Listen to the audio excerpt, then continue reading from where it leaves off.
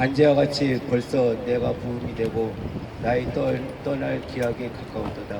내가 선한 싸움을 싸우고 나의 달려갈 길을 마치고 믿음을 지켰으되 이제 그러면 나를 위하여 의의 면류관이 예비되었으므로 주 곧 의로우신 재판장이 그날에 내게 주신 것이니 내게만 아니라 주의 사모하심을 나타나심을 사모하는 모든 자에게니라. For I am already being poured out like a drink offering, and the time has come for my departure. I have fought the good fight. I have finished the race. I have kept the faith. Now there is in store for me the crown of righteousness with the Lord. The righteous judge will award to me on that day, and not only to me, but also to all who have longed for his appearing. 말씀 전하시기 전에 우리 김모 목사님 특성 트럼펫 연주해 주시겠어요?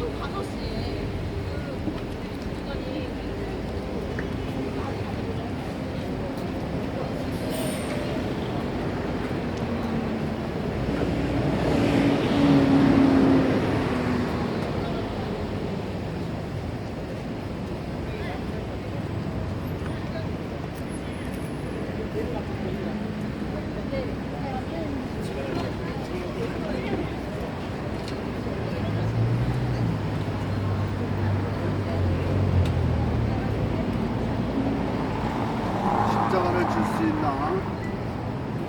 찬양하고 올려드리겠습니다.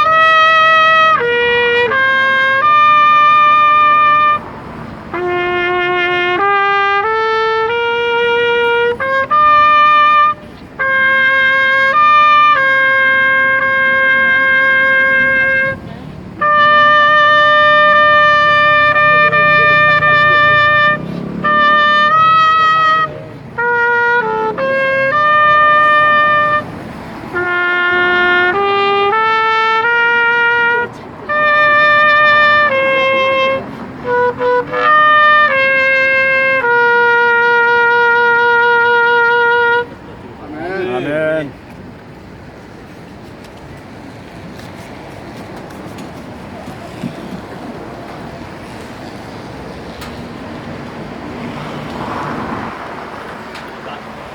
우리 목사님이 좀 몸이 컨디션이 안 좋으신데도 이렇게 특성해 주셔서 감사합니다.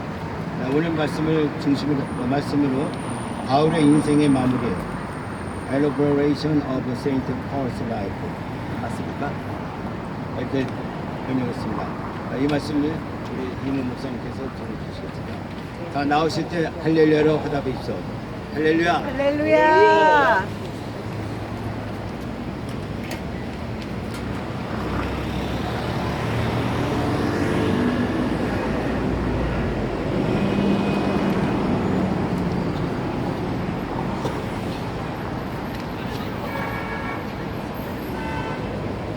저는 엊그제 오랫동안 가까이 알고 지내던 한 지인이 담도암에 걸려서 치료를 받다가 6개월도 안 되는 짧은 시간에 갑자기 우리 곁을 떠났습니다. 그래서 저희 집사람과 함께 근산에 장례식에 참석을 하러 갔다 왔습니다. 올해 연세가 77세이시고 의사 선생님입니다. 근데 그 장례식에 왔던 많은 분들의 얘기를 들으니까 아니 그렇게 건강하던 분이 그렇게 갑자기 돌아가실 줄 몰랐습니다. 투병 생활하는 것도 많은 사람들에게 아마 알리지 않았던 것 같아요. 근데 그 사모님이신 우리 여자 장로님, 이 사모님도 장로님이에요. 장로교 통합 측에서 전국 여전도회 회장도 하시고 정말로 많은 봉사를 하셨습니다. 모든 사람들이 얘기하기를 저분은 자기 자신을 위해서 살지 않고 다른 사람을 위해서 일평생 살았다. 심지어는 자기가 의사니까 자기 아내가 하는 모든 일을 다 서포트 해주면서 저분은 정말 자기를 위해서 뭘 했을까. 좀 남자들의 입장에서 볼 때는 이건 좀 약간 멍청하게 사는 게 아닌가. 이제 남은 아내가 생각할 때 나는 굉장히 많이 서포트 해줬는데 그러면 나는 내 남편을 위해서 뭘 했을까? 좀 더 살았으면은 내가 남편을 위해서 많은 걸 좀 해주고 싶은데 그런 아쉬운 그런 마음을 표출을 하더라고요. 저도 사실은 그렇게 일찍 가실 줄 몰랐습니다. 근데 그렇게 가셨다 하는 소식을 듣고 참으로 안타까운 마음에 장례식에 참석을 하고 올라왔습니다. 저는 오늘 주신 말씀을 생각하면서 사도 바울의 마지막 자기의 믿음의 아들이자 동역자인 디모데에게 보냈던 편지가 바로 디모데 후서인데 거기서 사도 바울이 자기의 인생 마무리를 지으면서 전했던 말씀이 바로 오늘 본문 말씀입니다. 전제와 같이 내가 벌써 부어지고 나의 떠날 시각이 가까웠도다. 여러분 오늘 우리가 아무리 대한민국에 할 일이 많고 문제가 많다고 그래도 하나님께서 너 오늘 와, 너 와라 너 와라 하면은 이 상태 아쉬워도 우리는 그대로 두고 가야 돼. 그렇죠? 이 땅에 태어나는 것도 우리 마음대로 태어난 게 아니고 또 하나님 앞에 부름받는 것도 오는 순서대로 가는 것도 아니고 어떤 때는 참 아니 저런 악한 악인들이 어떻게 뻐젓이 살면서 그렇게 착하게 남을 위해서 봉사하면서 사는 사람이 좀 더 살았으면 하는데 이렇게 아쉽게 갈까? 이게 우리 마음대로 되질 않습니다.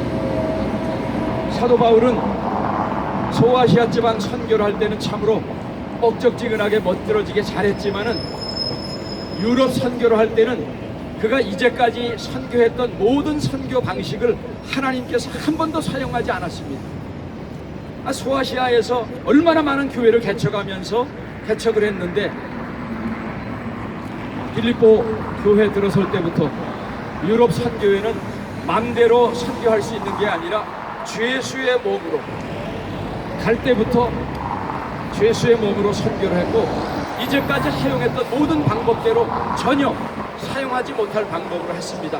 아마 사도 바울이 상당히 성질이 급했던 사람으로 생각이 되는데 아니 하나님 이제까지 나 이렇게 들어 쓰셨는데 그러면 앞으로 나 이렇게 죄수의 몸으로 뭔 선교를 하라는 말씀입니까?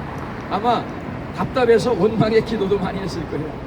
왜 하나님의 방법과 우리의 방법은 많이 다릅니다. 그래서 사도 바울이 아마 여러 가지 상황을 볼 때 자기의 떠날 시간이 점점 다가온다 하는 것을 이제 느꼈을 것입니다. 그러면서 인생의 마무리를 오늘 주신 말씀 가운데 이렇게 고백을 합니다. 나는 선한 싸움을 싸우고 나의 달려갈 길을 마치고 믿음을 지켰다. 이 세 가지입니다. 나는 선한 싸움을 싸웠다.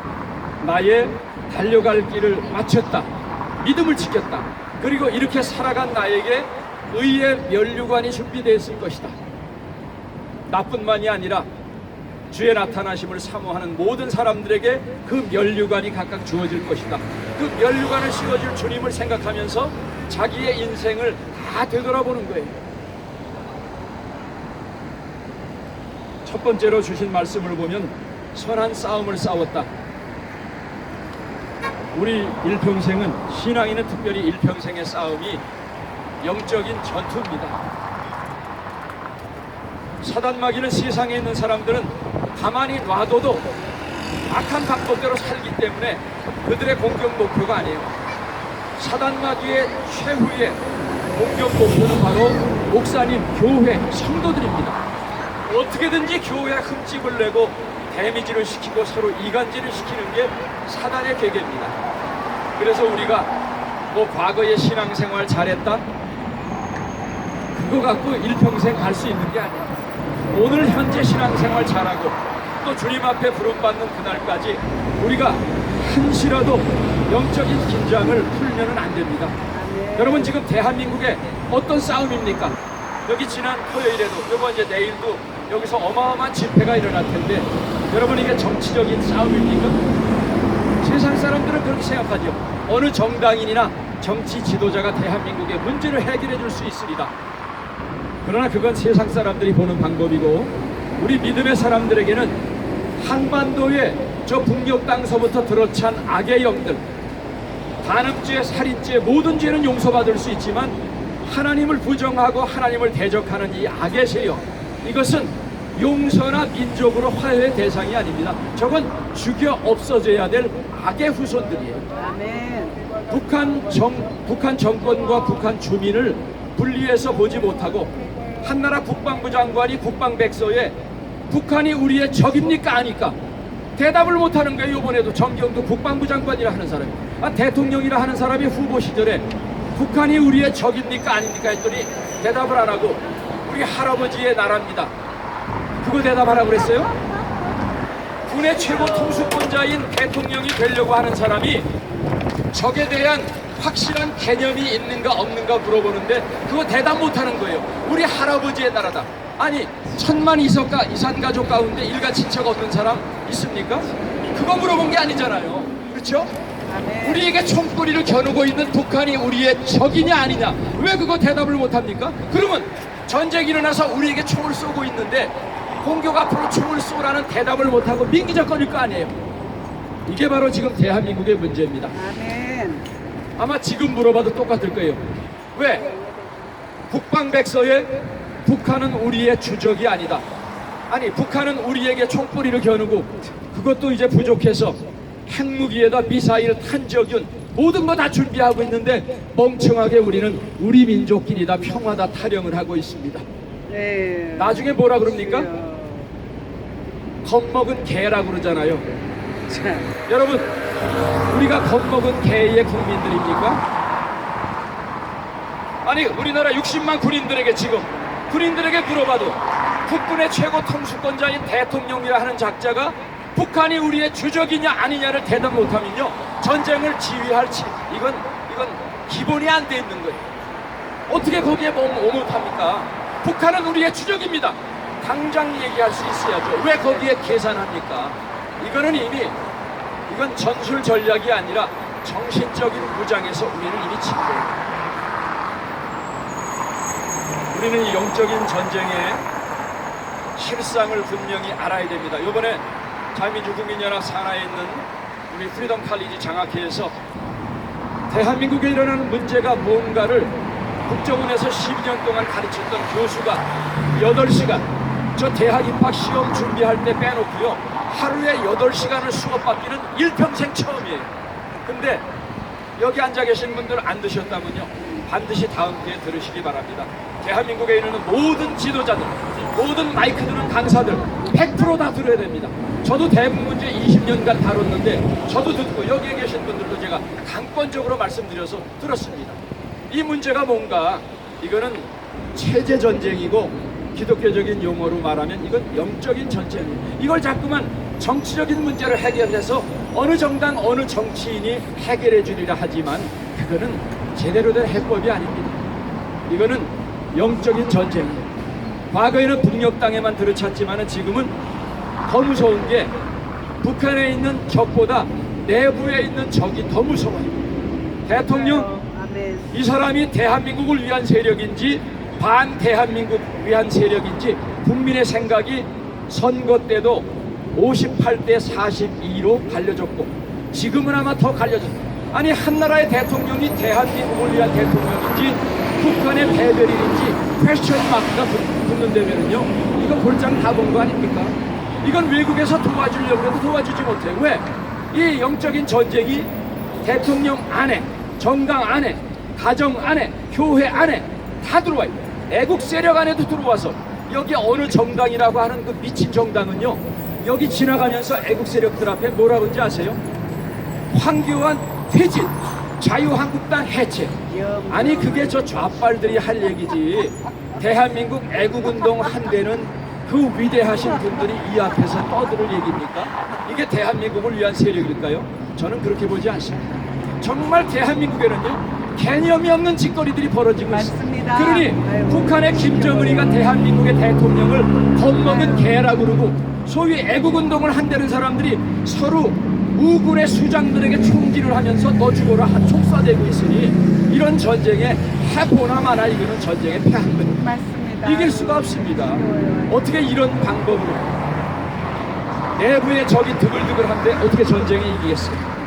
그래서 이제는 우리에게 마지막으로 하나님께서 3.1운동 때 2%도 안 되는 대한민국 기독교인들에게 그 사명을 맡겼듯이 이번에 보니까 나의 달려갈 길을 마쳤다 했습니다. 달려갈 길이라 하면은 사명이에요, 사명.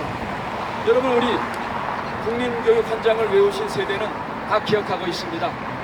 우리는 민족중흥의 역사적 사명을 들고 이 땅에 태어났다. 민족중흥 반쪽짜리지만 한강의 기적을 이뤘잖아요. 그렇죠? 이제 우리가 나머지 DMZ 넘어 대동강의 기적만 이루면은 온쪽짜리 민족의 중흥이 일어납니다. 근데 이렇게 삼성전자의 1년 매출액을 가지고도 북한을 다 살 수 있는 게 삼성전자인데, 삼성전자가 아니라 지금 삼성을 죽이려고 하잖아요. 10대 그룹 중에 마지막 나온 삼성을 죽이려고 하잖아요. 아마 요번에 지난번에도 제가 이재용이 역시 왕대밭에서 왕대가 나는구나 하면서 딱 구해내려고 추잡스럽게 하지 말아라. 요번에도 당당하게 맞짱 뜰 거예요. 미국 대통령도 분명히 요번에 너 가만두지 않을 거예요. 지금 벌써 엄포를 주고 있습니다. 삼성 건드리면 누구든지 죽여. 말만 안 했지만요, 지금 미국에서 이미 지난번에 롯데와 삼성 건드리지 말아라 미국에 불러들여갖고 이미 다 언지를 줬거든요. 삼성이 그렇게 호락호락 만만하게 볼 상대가 아닙니다. 삼성전자 하나의 1년 매출액이 2002년도에 258조, 그 다음에 순수익만 해도 54조입니다. 지금 북한의 1년 예산이 36조예요. 그러면 삼성전자의 순수익 남는 돈으로도 북한을 맘대로 살 수 있습니다. 근데 대한민국의 대통령이 뭐가 부족해서 저 미친 개 망나니 같은 김정은에게 겁먹은 개란 소리를 듣습니까? 이건 개념이 없죠. 그래, 대한민국의 대통령은 그렇게 만만하게 볼지 몰라도 대한민국 국민이나 삼성전자나 우리가 그렇게 만만한 사람들이 아니거든요. 그래, 우리는 더 이상 이런 정치꾼들에게 대한민국의 운명을 맡길 수가 없습니다. 우리에게 주어진, 이번에 제가 한 달 후에 미국에 들어갈 예정인데 가서 여러 가지 지금 오늘도 전략회의를 했습니다. 전할 메시지 중에 가장 중요한 게 하나가 바로 한미동맹이에요. 한미동. 우리가 그래서 미국의 대사관 앞에서 다른 건 다 건드려도 호랑이의 턱수염, 아버지 은퇴연금, 세 번째 건드리지 말아야 될 게 한미동맹. 이건 건드리면 안 되잖아요. 근데 지금 지소미아를 파기한 게 일본하고의 협력 관계를 파기한 게 아니에요. 지소미아는 사실은 미국에서 일본에게 명령을 해서 미국이 신 겁니다. 근데 요번에 3달 내에 11월 20일까지 지소미아 다시 원래 복귀시켜라 했는데 갑자기 겁대가리도 없죠. 미국 해리스 대사를 갑자기 불러. 아니, 우리나라가 뭔데 갑자기 상황 같은, 그러면 시진핑 중국 대사 우리에게 불러서 그렇게 겁박 준 적 있습니까? 아마 기가 막히게, 하도 기가 막히니까 엊그저께 갔다 온 다음에 어제 하루는 해리스 대사가 모든 거 그냥 다 철폐하고 아무 미팅도 하지 않았다고 보고가, 너무 한심하니까 이걸 도대체 어떻게 해결해야 될까? 지금 형님 무릎 꿇고 도와달라고 애걸복걸해도 지금 될까 말까 하는데, 지소미아 파기, 그 다음에 나오는 그거는 한미동맹 파기예요. 왜? 미국에서 시킨 건데. 지난번에 한미일 협력으로 인도파시픽 라인을 형성한다 했는데 2년 전에 뒤통수를 친 게 바로 문재인 아닙니까? 3불 정책. 요번에 지소미아, 저는 지금 두고 보고 있습니다. 그래, 누가 이기는가 한번 두고 보자. 여러분, 우리 두 눈 똑똑히 뜨고 봐야 됩니다. 이렇게 전 세계 11위 경제 대국인 대한민국을 1, 2년 사이에 국가 자살의 길로 몰고 가고 있는 이 소통령, 소위 촛불 대통령이죠. 우리를 국민으로 취급하지도 않습니다. 촛불 대통령, 촛불 정권, 이건 대한민국의 대통령이 아니라는 얘기예요. 그렇죠? 나는 대한민국의 대통령이라 안 해요. 나는 촛불 혁명 세력이 만들어낸 혁명 정권의 대통령이다. 그러므로 우리의 대통령 아니죠. 우리가 요번에 그래서 미국에게 굉장히 강하게 줘야 될 메시지가 5년 만에, 앞으로 이제 한 3년도 안 되면 정권 바뀌잖아요. 한미동맹은 어느 나라 정권과 정권이 맞은 게 아니라 한국과 미국 국가 간에 맺은 동맹이잖아요. 그렇죠? 트럼프와 문재인이 잠깐 사이에 바꿀 수 있는 게 아니에요. 이거는 국가 간의 동맹입니다. 정권 사이의 동맹이 아니거든요. 미국에게도 우리는 그 메시지를 분명히 줘야 되고, 한국, 문재인, 당신 개인이 생각이 어떤지 몰라도 58% 이상의 사람들은 한미동맹 영원하기를 원한다. 이게 우리가 미국에게 전해야 될 강력한 메시지입니다. 나의 달려갈 길, 저는 이번 기회에 대한민국의 교회와 정치인들이 정신 못 차리더라도 대한민국 국민들이 정신을 차린다면은 이제 결정이 났잖아요. 북한 김정은 아들뻘 되는 놈에게 겁먹은 개라 하는 대통령이 과연 우리나라의 운명을 책임질 수 있을 것인가. 과거에는 우리가 인권운동 가니까 저는 레짐 체인지를 북한에만 생각했는데 지금은요, 레짐 체인지 뭐 사우스 앤 노스, 지금은 북한의 정권 교체가 아니라 대한민국의 정권 교체가 지금 더 긴박한 시기에 왔습니다. 아마 미국 지금 많이 고민할 겁니다. 지금 이렇게 미친 짓 하고 있는, 동맹을 파괴하려고 해도 힘을 합쳐서 지금 버거운 상대, 북한은 그렇게 큰 상대가 아니에요. 버거운 상대는 바로 중국입니다. 그러려면 힘을 합쳐야 되는데 이건 뒤통수를 치면서 한미동맹을 파괴하고 있는 사우스 코리아, 국민과 대통령 문재인 정권을 어떻게 볼 것인가. 이제 메시지들이 지금 슬슬 나오기 시작했어요. 그래서 우리는 이미 북한도 정권과 국민을 분리시켜서, 북한 주민은 우리와 같은 민족이지만 북한 정권은 저건 없어져야 될 악의 세력입니다.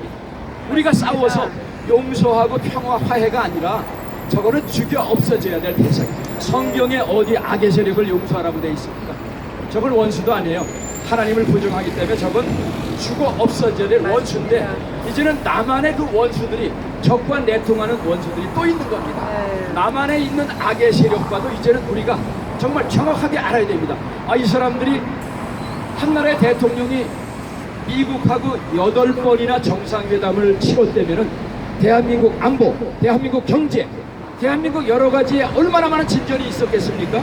여러분, 눈 씻고 아마 8번 한미 정상회담 해갖고 얻은 게 뭐 있는가 한번 여러분 찾아보세요. 대한민국을 위해서 얻은 게 뭐가 있는가. 여러분, 이런 대통령은 있으나 마나한 겁니다. 그래서 요번에 8.15를 계기로 해서 지금 국민들이 들고 일어나고, 이 개념 없는 조국이라 하는 작자, 법이란 법은 온 가족이 다 합심해서 다 어긴 이런 자가 대한민국의 법무부 장관이 된다면요, 이건 대한민국 범법기관 만들려고 하는 거예요. 과연 이 인간을 어떻게 처리하는지. 이젠 청년들이 막 들고 일어나서, 제가 고대 촛불 집회에 첫 번째 걸 갔습니다. 서울대, 건국대학교, 부산대학교. 저는 그때 좀 눈물이 흘렸습니다. 4.19 때 이런 바람이 불더니 청년들이, 이거 더 이상 불공정하다, 청년들이 이 바람이 전국적으로 들고 일어나서 청년들이 이 잘못된 정권을 심판해야 되겠다, 그런 기도를 하면서 간절한 마음으로 제가 감동 가운데 고대 촛불 집회를 참석을 했습니다. 지금 그 바람들이 지금 불고 불고 일어나고 있습니다. 우리에게 달려갈 길을 마친다 하는 것이 참 중요한 일입니다. 그래서 저는 서두에 말씀드렸듯이 대한민국 국민들과 지금 북한 주민들도 부글부글 끓고 있어요. 지난번에 한번 잠깐 말씀드렸지만은 박상학 대표가 전단을 50만 장을 지금 뿌렸는데 7월 20일에 마침 그때 태풍이 불어갖고 평상시에는 DMZ부터 황해도 정도에 가던 삐라가 평양까지 그게 떨어진 거예요. 난리가 난 거예요. 그래서 조중 국경을 드나드는 사람들 얘기 들으니까 이 삐라를 받아보고 사람들이 민심이 아주 흉흉하다는 거예요. 거기에 내용 중에 하나가 이놈은 자기 고모부만 청산했을 뿐만이 아니라 자기 고모를 2010여 년에 자기 특수부대 전위부대를 시켜서 독사를 시켰다 하는 내용이 삐라에 들어있으니까 이게 민심이 난리가 납니다. 지금 또 정보를 들으니까 원산 갈마지구 이걸 우리나라 경제특구처럼 해서 뭐 업적 치력 사업을 하려고 그러는데 지금 막 주민들이 이제는 막 반감이 일어난 거예요. 지긋지긋한 거예요. 이놈 막내 이거 망나니 이런 놈을 치력 사업을 위해서 이놈이 갑자기 2년 동안에 달러가 줄어들어서 하던 일을 못하더니 어디서 돈벼락을 맞아서 이놈이 이렇게 전국적인 치력 사업을 하는가. 여러분 그거 어디서 줬겠어요? 그 돈벼락 문재양이가 미국에서도 줬죠. 안 줬고 여러분 안 주셨죠? 네. 저도 안 줬습니다. 네. 어디서 줬겠습니까? 그 참나. 돈벼락이 참. 아마 그게 이제 문재인이 유엔 대변인, 대북 제재가 대변인. 걸린다면요. 김정은. 지금 김정은만 국제헌법재판소 ICC에 제소되는 게 아니라 국제법을 다 어기고 유엔 대북제재 법을 다 어긴 그 인간이 대한민국에 있다면 아멘. 그 인간 우리가 국제법 무대에 세워야 되고 대한민국 국내법 왜? 적과의 내통을 하고 적을 도왔으니까 이거는 뭐 최순실이나 박근혜 대통령 찍어붙이는 거하고 이건 상대가 안 되는 거예요. 이건 전시면은 총살감입니다. 우리 싸워야 될 대상이 누군지 이제는 점점 확실해졌습니다. 네. 우리가 깨닫지 못하니까 돌들이 소리치리라 하는데 일본을 통해서 미국을 통해서 여러분 인터넷 통해서 골든 챙이 뭐라고 작년 재작년서부터 얘기하는 거 한번 들어보세요.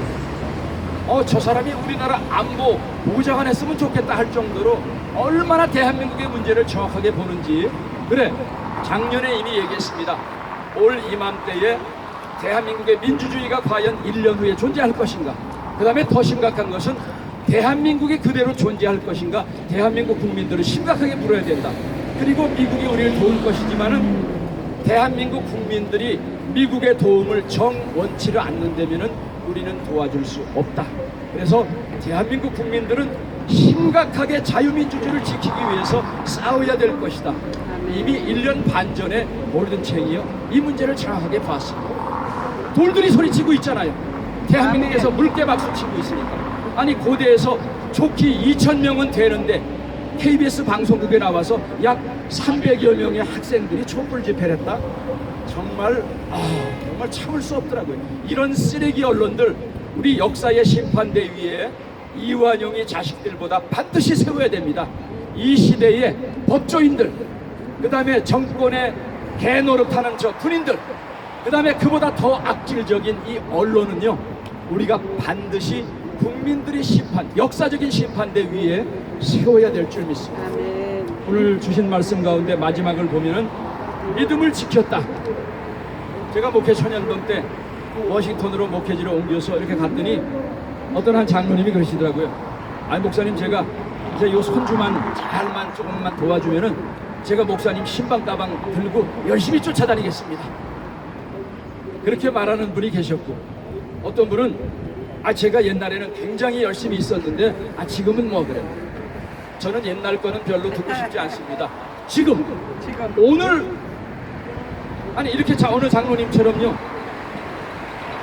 담도암이 걸린지도 몰랐는데 저렇게 갑자기 버리면 그러면 내 손주 다 어느 정도 키워놓고 그때부터 교회 봉사하겠습니다.